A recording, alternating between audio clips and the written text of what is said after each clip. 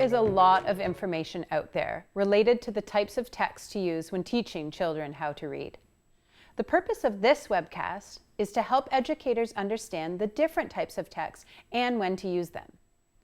There are many types of text that we can use in our instruction, and there is a huge variety of texts that students may choose to engage with. In this webcast, we will focus on when and how to use decodable text, leveled text, and read-alouds in your daily literacy instruction. Decodable texts are used as a teaching tool during phonics instruction. These texts are meant to help students practice and achieve mastery of the phonics skills they are learning.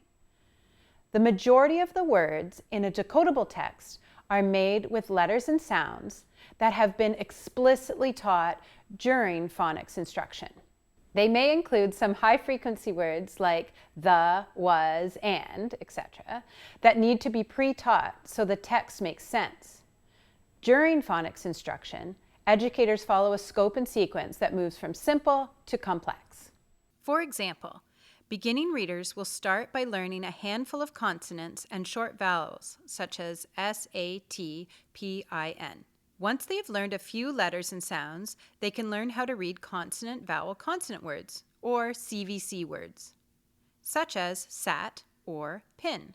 As part of the explicit phonics lesson, students will read a decodable text that is made up of the skills previously taught. The decodable text could be a sentence that the teacher has provided or an actual decodable book.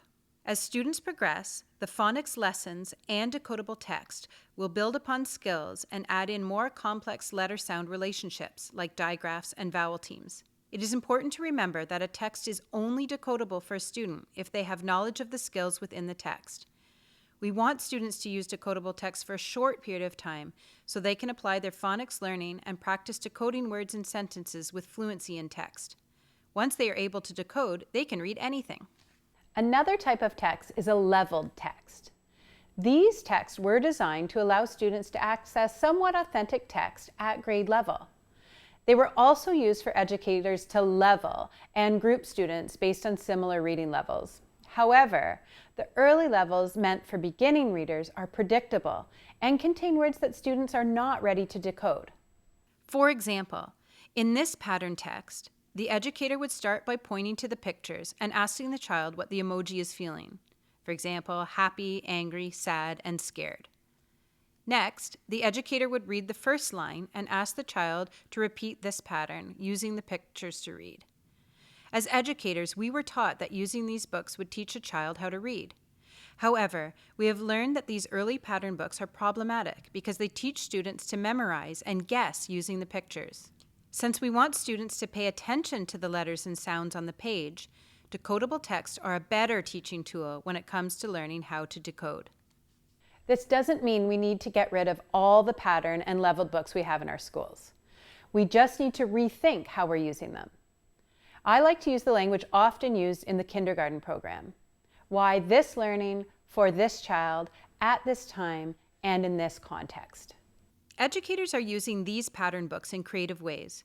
For example, you could cover the words in the text and use the images for building oral language by asking students to talk about what they see. Educators could use the pictures to build vocabulary with English language learners by pointing out objects and teaching the new vocabulary, like cat, pet, food, milk, or hair, eyes, nose, mouth. Educators could use the books to teach print concepts to very early readers. For example, which way do you hold the book? Point to the title or find the uppercase letter H. You can use them to practice phonological awareness skills. For example, an educator can point to the cat and ask what rhymes with cat, or what sound do they hear at the beginning of the word food. Also, once students have the ability to decode words, they certainly can read leveled text to practice comprehension skills, read to learn, or read for enjoyment. Read-aloud texts are typically books or texts that students would not be able to read on their own. Educators read a variety of literature aloud to students so they can expose them to more advanced concepts. Reading aloud to students allows educators to model fluency and explicitly teach new vocabulary, comprehension strategies, and text structures. They allow students to have rich discussions and build oral language comprehension and listening skills. Read-alouds allow educators to expose students to a variety of voices and viewpoints, learn about the world around them, and build background knowledge in content areas or areas of student interest. They can also be used to examine the craft of writing and spark ideas for student writing. Read-alouds will play an important role in supporting the 4 strands in the language curriculum. There are many other texts that students can benefit from.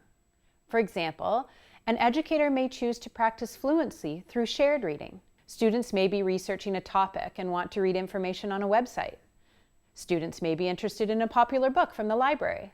There will be times when the educator will control the text for a certain purpose. For example, using decodable books as part of a phonics instruction, or a read-aloud based on content we want students to learn in social studies. There are times when the student will choose the text and the educator will determine the right amount of scaffolding for that student. For example, when a child wants to learn about a certain topic, the educator may think about partner reading or listening to reading.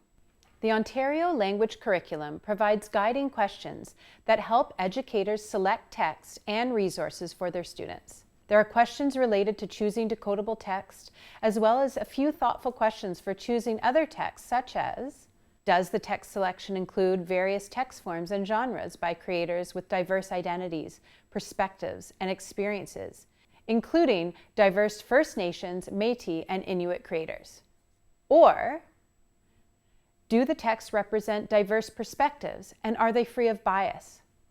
Remember, as educators, it is always helpful to consider why this text for this student at this time.